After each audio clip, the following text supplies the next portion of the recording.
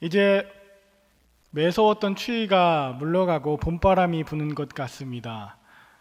주변에 보니까 조그맣게 계속 꽃망울들이 맺혀 있고 뽕오리가 이제 꽃을 피워낸 것도 보게 됩니다. 저는 여러분들의 얼어붙었던 마음 또 위축된 심령이 우리 주님의 은혜의 빛으로 말미암아 이제 꽃을 피우시고 활짝 열려지시길 간절히 축원합니다. 제가 여러분들의 마음과 여러분들의 심령을 꽃으로 비유했던 것처럼 구약 성경에 보면 이스라엘 백성들을 비유로 말씀하시는 것들이 많습니다. 특별히 구약 성경에는 이스라엘 백성들을 포도나무로 비유합니다. 시편 80편 8절에 보니까 주께서 한 포도나무를 애굽에서 가져다가 민족들을 쫓아내시고 그것을 심으셨나이다. 이스라엘을 포도나무로 비유합니다. 포도나무를 출애굽, 이스라엘 백성들이 출애굽해서 가나안 땅에 심겨지는 그것을 포도나무로 비유하시는데, 하나님께서 심으시고 그리고 온전하고 풍성한 열매를 맺길 기대하셨겠죠. 그런데 결과가 어땠나요?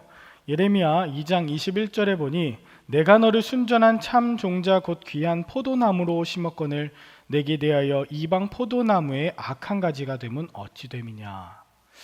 그 포도나무가 이방 포도나무의 악한 가지가 되었고, 이것을 새 번역에서는 들포도나무가 되었으며 공동 번역에는 품질이 나쁜 잡종이 되었다라고 이야기합니다.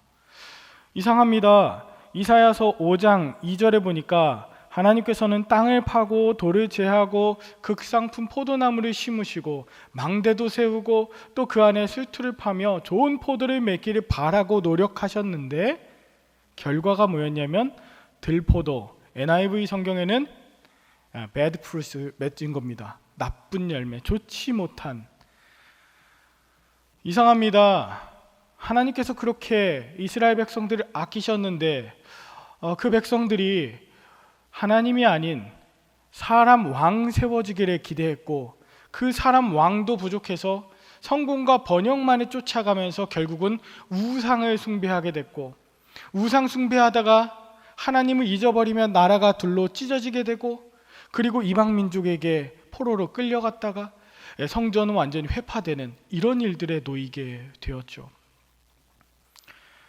물론 그 가운데서도 기도하는 사람들이 있었습니다. 시편 80편 14절 만군의 하나님이여 구하옵나니 돌아오소서, 하늘에서 굽어보시고 이 포도나무를 돌보소서. 어쩌면 이 기도가 저와 여러분들의 기도 아닌가 싶어요. 오늘 이 자리에 마치 실패한 구약의 이스라엘, 즉 실패한 포도나무처럼 이 자리에 허무함과 또 실패와 또 열매 맺지 못함과 여러 가지 상황을 가지고 나오신 실패한 포도나무 여러분들 아니십니까? 정말 치열하게 잘해보려고 노력하고 정말 붙들고 정말 눈물 흘리면서 기도하지만 내 삶에 아직까지 그렇게 맺혀진 열매가 없는 것 같을 뿐 아니라 내게 소망이 없다. 무거운 짐을 나 홀로 지고 견디다 못해 쓰러질 때. 여러분, 코로나 시기에 이러한 찬양이 여러분들의 마음을 적시는 분 있으십니까? 감사한 것은 그 다음에 가사가 있죠. 불쌍히 여겨 구원해 줄리 은혜의 주님 오직 예수. 아멘. 주님, 나는 아무런 가능성이 없습니다. 주님, 나는 실패한 포도나무 같습니다.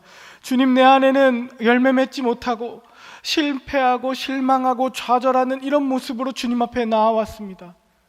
주님, 회개하고 자복하는 마음으로 주님 앞에 엎드리오니 주님, 이 모습 이대로 받아주옵소서.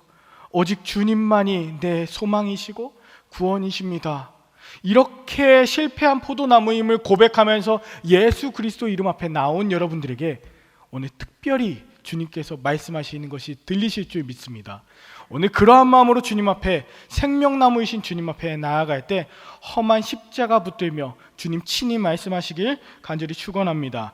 오늘 주님께서 말씀하시는 것 세 가지를 좀 살펴보려고 하는데, 먼저 주님 안에 거하는 가지에 대해서 살펴보겠습니다. 주님 안에 거하는 가지. 본문 1절 함께 읽어봅니다. 시작. 나는 참 포도나무요 내 아버지는 농부라. 아멘. 주님 뭐라고 자신을 비유하시냐면 나는 참 포도나무래요. 참 포도나무. 내가 진짜 포도나무야. 그리고 본문 5절에 보니까 나는 포도나무요. 그리고 너희는 가지라 라고 말씀하십니다. 내가 진짜 포도나무야. 너희가 실패한 포도나무였지. 내가 진짜 포도나무야. 그리고 뭐라고 하시냐면 너희는 가지야. 여러분 이 말씀이 얼마나 큰 위로가 되는지, 어쩌면 실패한 포도나무, 내가 여태까지 스스로 열매를 맺고 스스로 모든 것을 다 감당하고 견디다 못해 쓰러질 수밖에 없는 그런 나무였던 분들에게 주님이 너 여태까지 나무 하느라 고생 많았어. 근데 너 나무 아니야. 내가 진짜 나무야. 그리고 너는 내게 속해 있는, 내게 붙어 있는 나무 가지야. 여러분 주님의 나무에 붙어 있는, 연결되어 있는 가지라는 이것이 우리에게 복음입니다.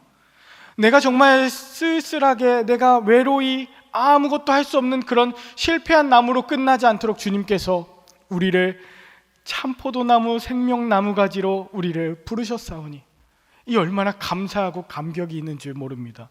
그런데 거기서 끝나는 것이 아니라 오늘 본문 5절에 보면 그가 내 안에, 내가 그 안에 거하면 사람이 열매를 많이 맺나니. 우리를 주님의 가지 되게 하신 것도 너무 감사한데, 그냥 사망해 두지 않으신 것도 감사한데 주님께서는 열매까지 많이 맺게 하신대요. 그 안에 거하는 자에게.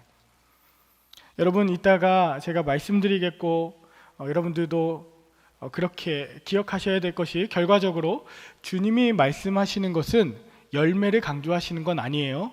요한복음 15장 전체에서 강조하는 것은 가지야, 너는 내 안에 거하라. 나도 네 안에 거할게. 가지인 여러분과 저에 대한 이야기입니다. 거기서 파생되는 어떤 결과나 그 어떤 성과물, 이것보다 가지에게 내 안에 거하라, 나의 안에 거하라, 이 얘기가 계속 반복돼요. 그럼에도 불구하고 열매 맺게 하신대요. 자, 열매는 가지에게서 파생되는 결과입니다. 열매를 위해서 농사 짓는 것이 아니라 가지를 위해서. 이게 무슨 얘기냐면요, 저희 애들이 이제 뒤집기를 하고 이제 기기 시작했습니다. 너무 기쁘죠. 열매를 맺으니까 기뻐요. 근데 그것을 위해서 기르는 것이 아니죠. 가지 자체가 귀한 거죠. 자기들이 더 기쁠 거예요. 근데 그것은 아버지께도, 하나님 아버지께도 영광이 된다. 이 열매가 뭐기에 하나님께 영광이 되고 기쁨이 될까? 열매를 잠깐 말씀드리면, 첫 번째는 기도의 열매를 맺습니다. 기도의 열매. 7절 보니까 너희가 내 안에 거하고 내 말이 너희 안에 거하면 무엇이든지 원하는 대로 구하라. 그리하면 이루리라. 무엇이든지 원하는 대로 구하라. 그리하면 이루리라. 아멘. 이 말씀 따라서 우리가 주님 말씀 붙들고 기도하는 것이죠. 무엇이든지 이루어 주실 줄 믿고요. 그런데 여러분 질문합니다. 정말 주님께서 우리가 구하는 모든 것을 이루어 주시던가요? 여러분들의 모든 기도는 다 응답받았습니까? 5만 번 이상 기도에 응답받았던 조지 뮬러라고 하시는 분이 계시지만 여러분 정말 응답받으시냐 이거죠. 앞에 단서가 있습니다. 7절 앞에 너희가 내 안에 거하고 내 말이 너희 안에 거하면, 내 말이, 이게 너무 중요한 거예요. 다시 말하면 주님 안에 거하는 사람은 주님의 말씀이 이 안에 있어서 이 말씀이 이루어지길 기도하는 거예요. 내가 원하는 것, 내가 갖고 싶은 것, 내 뜻대로 이루어지기 원하는 것이 아니라 주님의 말씀, 그것이 이루어지길 원하는 것이 주님과 연결되어 있는 자가 할 수 있는 기도입니다. 16절에 보니까 이렇게 말합니다. 너희가 나를 택한 것이 아니요 내가 너희를 택하여 세웠나니 이는 너희로 가서 열매를 맺게 하고 또 너희 열매가 항상 있게 하여 내 이름으로 아버지께 무엇을 구하든지 다 받게 하려 함이라. 무엇이든지 내 이름으로. 이게 뭐냐면요, 그냥 기도 끝날 때 예수 그리스도의 이름으로 이런 형식을 이야기하는 것이 아니라 주님의 이름에 걸맞는, 마치 저희 아버지가 누구누구이신데요, 저희 아버지가 잠깐 외상하라고 했어요. 구멍가게 가서 말씀하실 수 있는 거죠.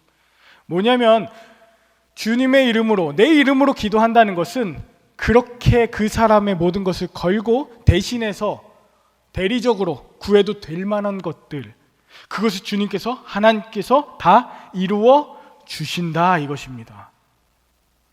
주님 안에 거하지 않는 사람은 자기의 탐욕과 자기의 계획과 자기의 욕심을 위해서 구하지만 안 이루어져요.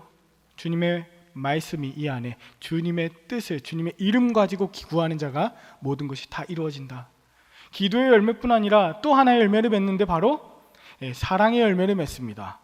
본문 9절 10절에 보니 아버지께서 나를 사랑하신 것 같이 나도 너희를 사랑하였으니, 주님의 사랑을 받는 거예요. 주님의 사랑을 받는데 10절에 보니까 이렇게 말합니다. 내가 아버지의 계명을 지켜 그의 사랑 안에 거하는 것 같이 너희도 내 계명을 지키면 내 사랑 안에 거하리라. 계명이 뭡니까? 하나님 사랑, 이웃 사랑이요. 이것의 더 구체적인 이야기는 여러분 성경 가지고 계시면 12절에 정확하게 나옵니다. 이 계명이 뭐냐면 서로 사랑하는 거예요. 이웃을 사랑하는 거예요. 특별히 구약에서 말하는 계명은 뭐냐면 가난하고 소외되고 헐벗은 자를 하나님이 사랑하시고 돕는 거예요. 고아와 과부와 나그네를 그냥 두지 않으시고 보호하시고 사랑하시는, 그래서 주님과 연결되어 있는 사람은 하나님의 사랑을 듬뿍 받고 거기서 끝나는 게 아니에요. 이웃사랑, 특별히 연약한 이들을 사랑하는 데까지 열매를 맺게 된다. 주님께 거하지 않은 사람은 나만 위해서, 내 사랑을 위해서, 나를, 자기 의와 이것을 위해서, 자기 애를 위해서 구하지만 주님께 연결되어 있는 사람은 하나님의 사랑과 이웃 사랑, 연약한 이를 사랑할 수 있다. 요즘 내가 왜 이렇게 사랑이 없지? 라고 하시는 분들은 내가 정말 주님과 함께 연결되어 있나 생각해 보셔야 해요. 한 가지 더 열매를 주시는데 바로 기쁨의 열매입니다. 본문 11절에 보니 내가 이것을 너희에게 이름은 내 기쁨이 너희 안에 있어 너희 기쁨을 충만하게 하려 함이라. 충만한 기쁨을 주십니다. 이 기쁨이라고 하는 단어가 히브리어 카라라고 하는데, 카라는 내가 원하는 대로 또 상황과 환경이 바뀌어져서 기쁜 것이 아니라 내가 원하지 않는 상황이 되었을 때에도 주님 주시는 평강, 샬롬의 상태로 기뻐하는 것이에요. 코로나 중에도 기뻐할 수 있고 환난과 어려움, 육신의 질병 가운데서도 충만한 기쁨으로 온전할 수 있는 것이 바로 주님과 연결되어 있을 때요.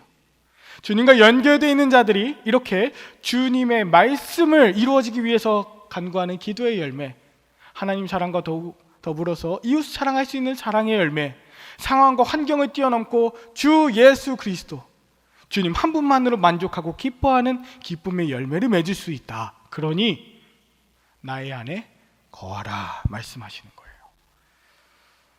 그런데 오늘 두 번째 살펴볼 가지가 있는데 그것은 주님 안에 거하지 않는 가지입니다. 주님 안에 거하지 않는 가지도 두 가지로 좀 분리되더라고요. 본문 5절에 보니까 이렇게 제가 표시해놨는데 나를 떠나서는, 즉 주님을 떠난 가지가 있고요. 6절에 보니까 사람이 내 안에 거하지 아니하면 가지처럼 밖에 버려져 마르나니 사람들이 그것을 모아다가 불에 던져 사르느니라. 자, 먼저 내 안에 거하지 아니하면 하는, 거하지 않는 가지가 두 가지가 있더라고요. 두 개의 가지. 첫 번째는 붙어 있는 것 같지만 제대로 잘리지 못한 가지입니다. 이 무슨 말이냐면 로마서 11장 17절에 사도 바울이 이 나무에 붙여지는 가지에 대해서 이렇게 설명하는데, 또한 가지 얼마가 꺾이었는데 돌감람나무인 네가 그들 중에 젖붙임이 되어 참 감람나무 뿌리의 진액을 함께 받는 자가 되었은즉. 그러니까 돌감람나무 가지가 참 감람나무 나무에 젖붙임되었다. 이 젖붙임이란 단어를 쓰는데 젖붙임 단어는 엔켄트리조예요. 찔러 심다, 접목하다, 접목시키기 위해서 잘라내다, 특별히 단면을 잘라내다 이런 뜻이 있어요. 날카로워져야지 꽂아져서 함께 하나가 될 수 있죠.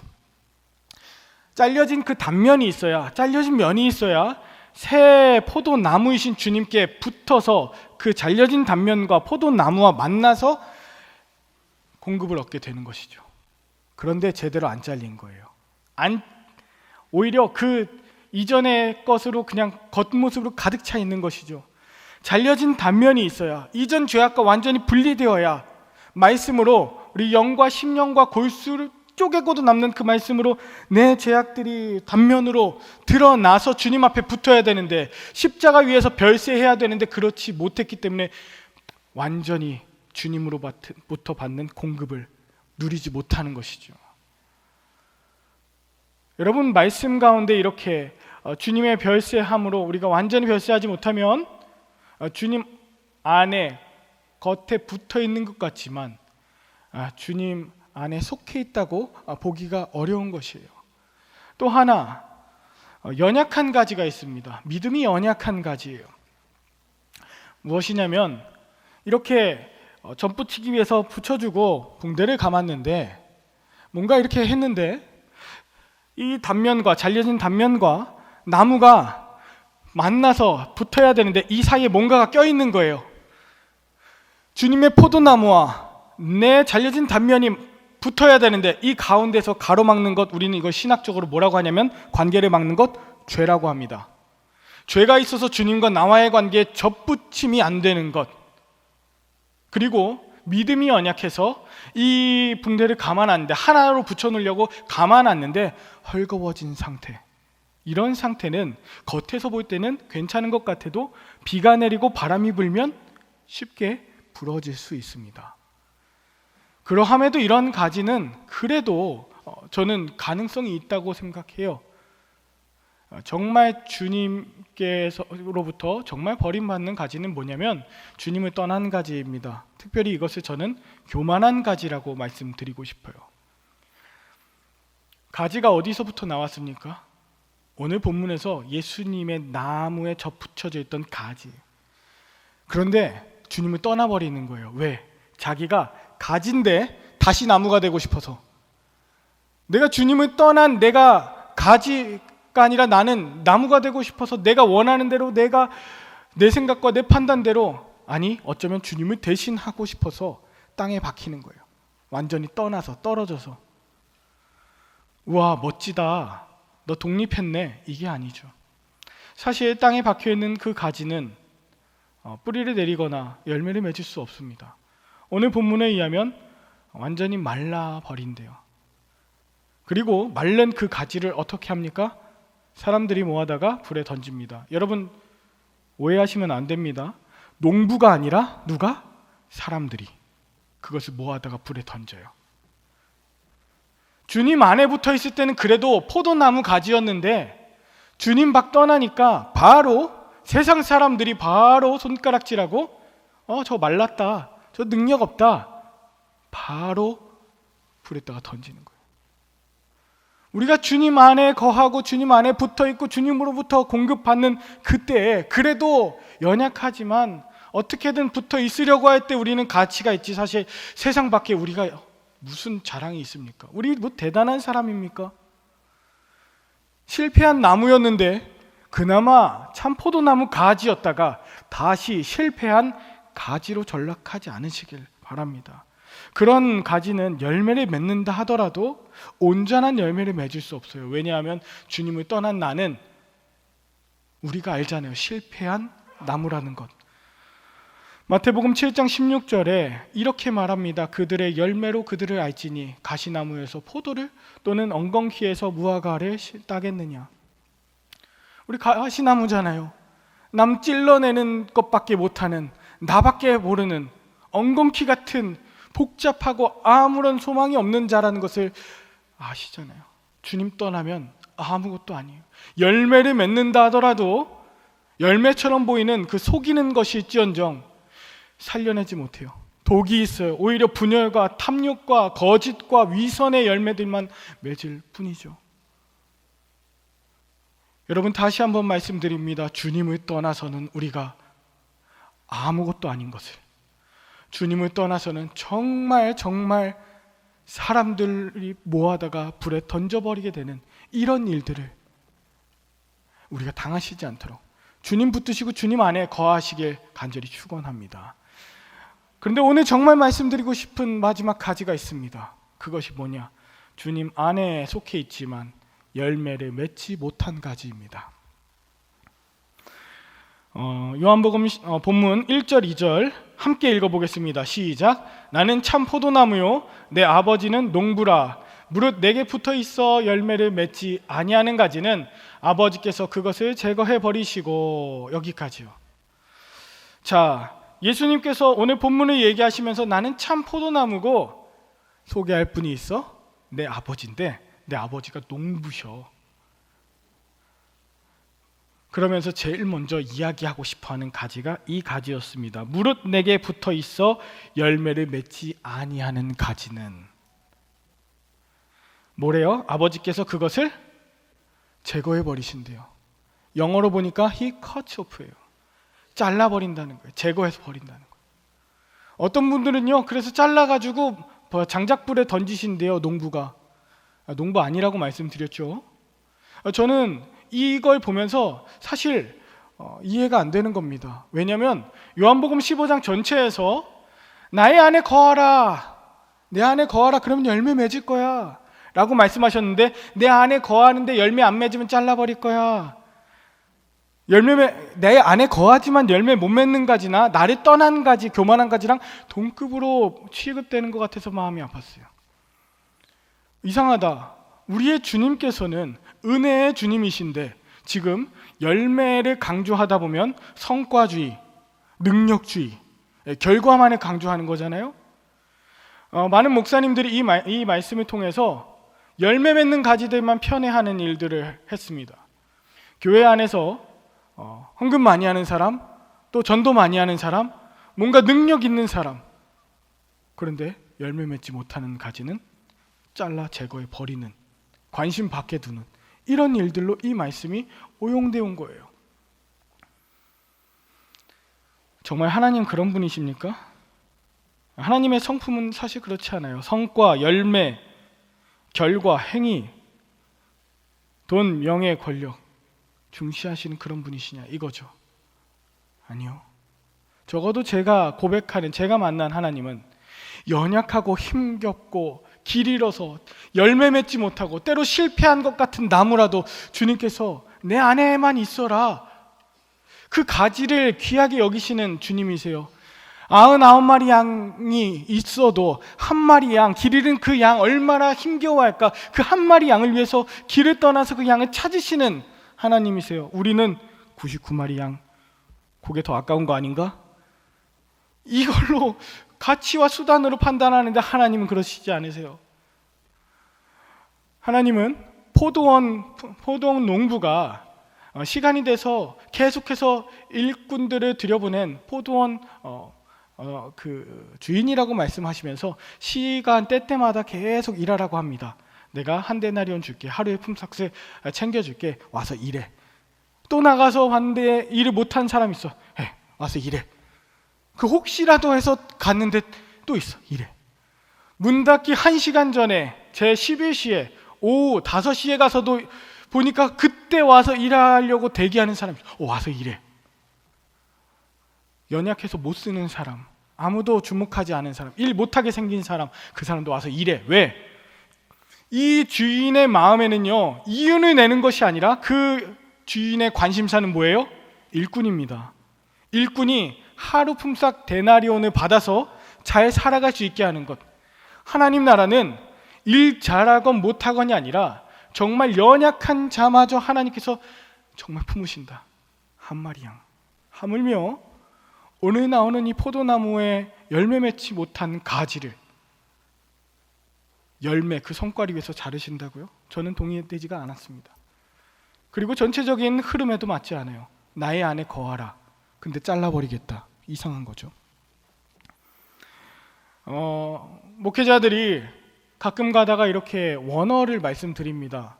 단어를 말씀드리는 것은 여러분 자랑하고자 함이 아니라 이 단어가 갖고 있는 본래 원뜻을 설명하고자 함인데, 오늘 2절에 나와 있는 열매 맺지 못하는 가지를 아버지께서 그것을 제거해 버리시고 라고 하는 이 제거해 버리시고라는 단어를 찾아보게 됐어요.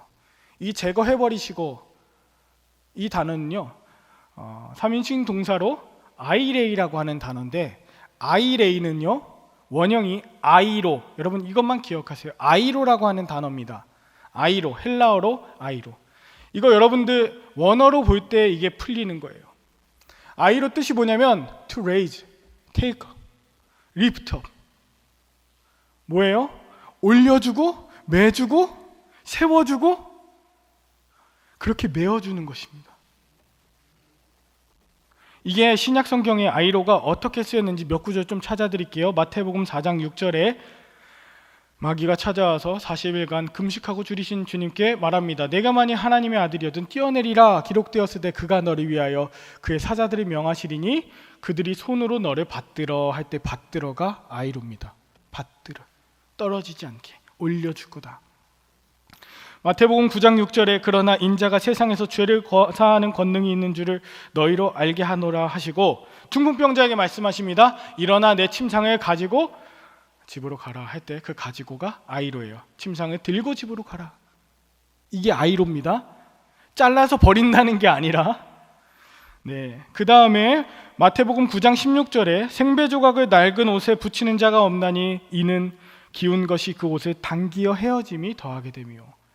예, 새 천과 낡은 천이 하나가 되면 당긴다, 팽팽하게 한다, 뭔가 느슨해졌던 것이 다시 복구되기 때문이다라는 그런 단어로서 당기다라고. 그리고 수고하고 무거운 짐진 자들아 다 내게로 오라 하시면서 마태복음 11장 29절에 나는 마음이 온유하고 겸손하니 나의 멍에를 메고 내게 배우라 할 때 그 메다라는 것도 아이로입니다. 그러니까 아이로라는 뜻이요, 받들어주고 그리고 들어주고 당겨주고 메고 이런 뜻을 가지고 있는 거예요. 그럼 목사님 뭐 제거해버리고 뭐 없애다 이런 뜻은 없나요? 있어요. 그런 것도 있지만 신약 성경의 80% 90%는 이렇게 올려주다 세워주다, 그리고 올려주고 세워주다 보니까 본래 그 자리에 있던 게 없어지는 거잖아요. 침상이 들고 나니까 없는 거잖아요. 그것을 없어지게 한다. 테이크어웨이라는 뜻도 포함되어 있긴 하지만 거의 쓰이지 않고 들었기 때문에 발생한 한 현상을 가지고 그렇게 이야기하는 거예요. 자, 그러니까 오늘 읽으신 본문 2절은 이렇게 재번역되어야 합니다. 물은 내게 붙어 있어 열매를 맺지 못하는 가지는 아버지께서 그것을 들어 올려 아이로 회복시켜 주시고, 땅에 떨어져 있는 가지 다시 원래 가지대로 복귀시켜 주시고, 아직 열매 맺지 못하는 그 연약한 가지 주님께서 리프트업, 다른 가지들하고 함께 하게 하시고, 아직 열매 맺지 못하는 그 쓰러져 있는 가지 위로해 주시고 아이로 시켜 주신다.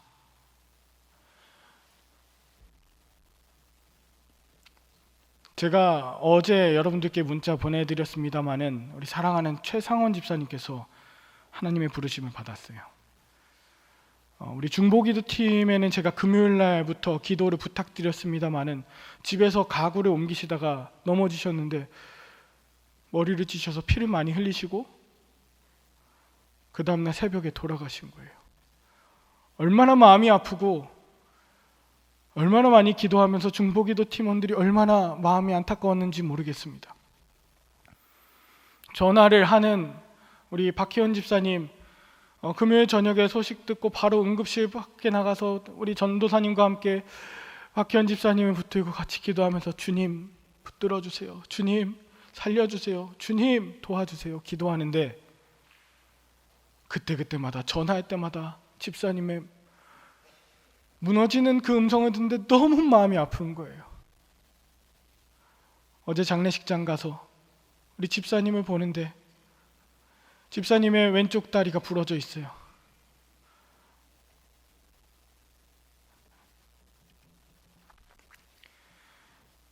하나님, 그곳에 하나님의 위로하심이 지금도 임하실 줄 믿고 하나님 함께 해주세요라고 그렇게 기도하는데 하나님께서 아이로, 그래 연약한 가지, 너무너무 땅에 떨어져서 절망하고 있는 그 흐느끼는 그 가지 내가 올려주마, 내가 아이로 시켜주마, 그냥 잘라서 버리는 것이 아니라 내가 회복시켜주마, 내가 하늘의 위로로 내가 함께하노라. 여러분, 이렇게 어려운 가정, 이렇게 슬픔 맞은 가정은 주님의 위로하심으로 아이로 해야 돼요. 지난주 토요일 날 여러분 말씀드렸습니다마는 우리 원로 장로님이신 한인수 장로님께서 소천하셨어요. 한신교회 첫 개척 때부터 분당성전 건축하는 건축위원장으로 굉장히 수고하셨던 그런 분이셨어요. 여러분, 그런데 훌륭한 장로님 또는 훌륭한 목사님이 있으면 거기에 반드시 이면에 보이지 않게 수고하고 헌신한 가족들이 있는 거예요. 훌륭한 목사님이 있으면 헌신하는 사모님이 있는 거예요. 이름 없이 빚도 없이 그렇게 서포트하고 때로 알게 모르게 피해받고 가슴 아파하는 가족들의 자녀들이 있는 거예요. 그래서 여러분, 중직자들이 돌아가시게 되면 많이 위로해 주셔야 돼요. 그 유족들을 말이죠. 여러분, 이것이 하나님의 아이로입니다. 근데 하나님이 위로해 주시고 하나님 들어올려 달라고 우리가 중보하는 것뿐 아니라 예수님이 이렇게 말씀하셔요. 마태복음 16장 24절에 이렇게 말씀하세요. 이건 같이 읽어보겠습니다. 시작.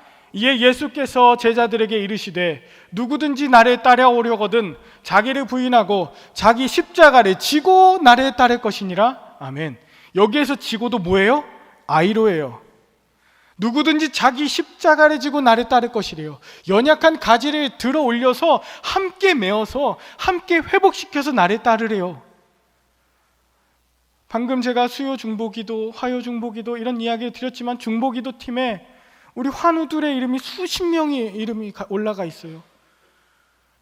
너무너무 가슴 아픈 이야기들이 많아요.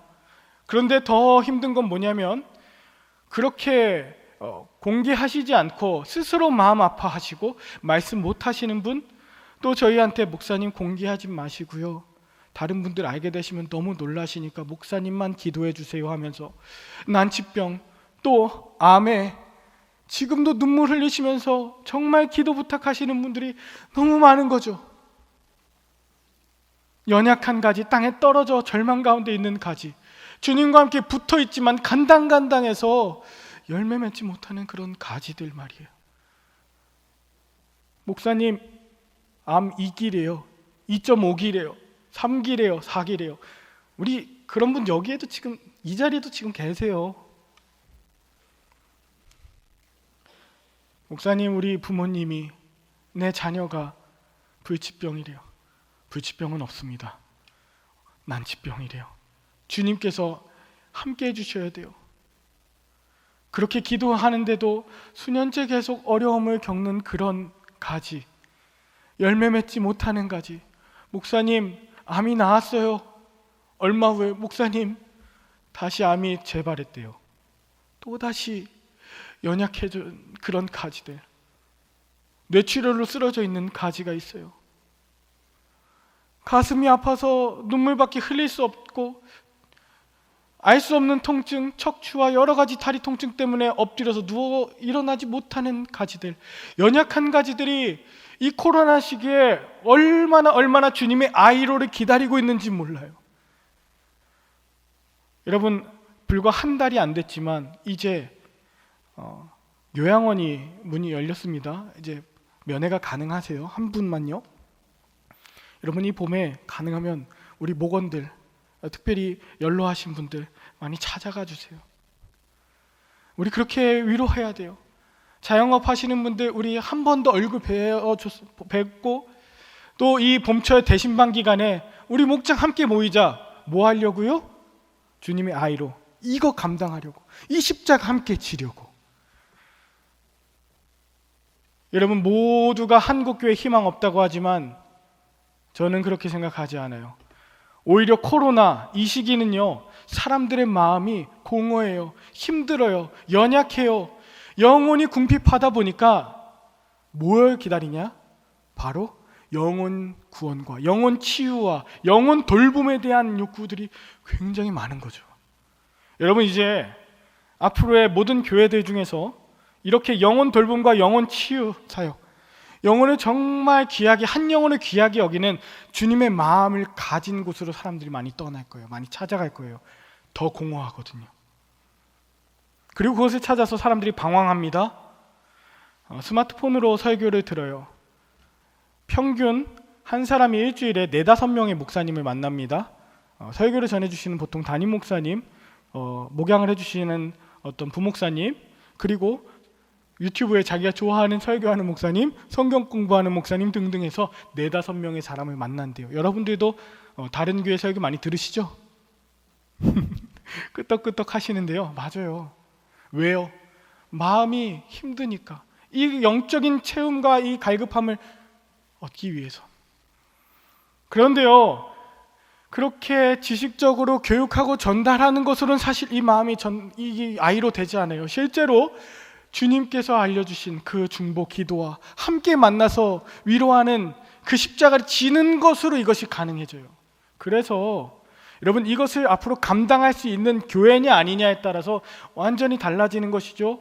이미 사람들은 교회 안에, 시스템과 건물 안에 그냥 담임 목사님이 CEO 같고, 뭔가 부교육자들은 그 회사를 매니징하는 매니저 같은, 그런데 이제 안 가요. 내 마음을 토로할 수 있고 내 영혼을 돌봐줄 수 있는 그런 교회 찾게 된다고요. 마찬가지로요, 여러분, 어떤 사람들이 왔을 때 우리가 그 한 영혼을 천하보다 귀하게 여기면서 잃어버린 영혼을 위한 갈급함이 있고 아이로 정말 회복시키는 이런 마음이 있다면 그런 교회는 하나님 앞으로 사용하십니다. 저는 여러분 정말 예언합니다.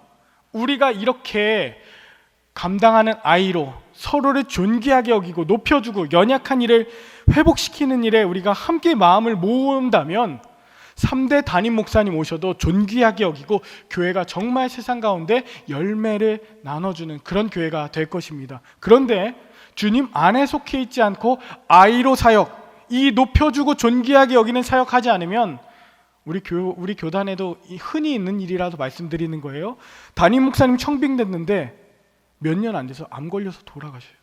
너무 안타까운 일이죠. 감당할 수 없어서 2년, 3년 만에 치유와 어떤 그런 사역들이 일어나지 않으니 너무 가슴 아픈 일들이 많은 거예요. 오늘 주님께서 저와 여러분들에게 말씀하십니다. 열매 맺지 못한 가지 위로하는 이 아이로 사역을 위해서 중보해라. 그리고 함께 짊어져 주라. 함께 이 사역 감당할 수 있는 교회가 한신교회 될 수 있겠느냐? 이 일들 감당하지 못한다면 여러분과 저의 마음도 공허해질 거예요. 그러나 친구를 사랑하는 것처럼, 목숨을 다해서 버려서 사랑하는 것처럼 아이로 이 몸된 사역을 잘 감당하실 때 시편 37편 34절 읽고 마치겠습니다. 그는 넘어지나 아주 엎드러지지 아니함은 여호와께서 그의 손으로 붙드심이로다. 아멘. 주님께서 그런 성도님들의 삶을, 그런 교회를, 그런 나라를 붙들어 주실 것입니다. 붙잡아서 들어서 주실 것입니다.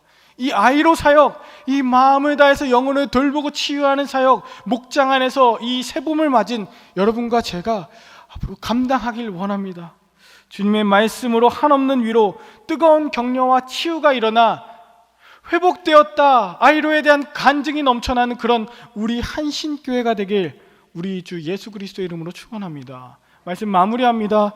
우리의 싸움은요, 절대로 우리가 능력 있고 대단한 그런 나무가 되는 것이 아니에요.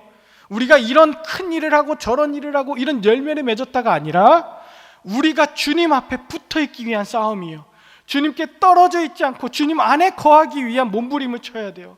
정말 주님께서 주시는 것으로 영적인 열매를 맺어야지 내가 원하는 그런 양적인 열매가 아니라는 것이죠.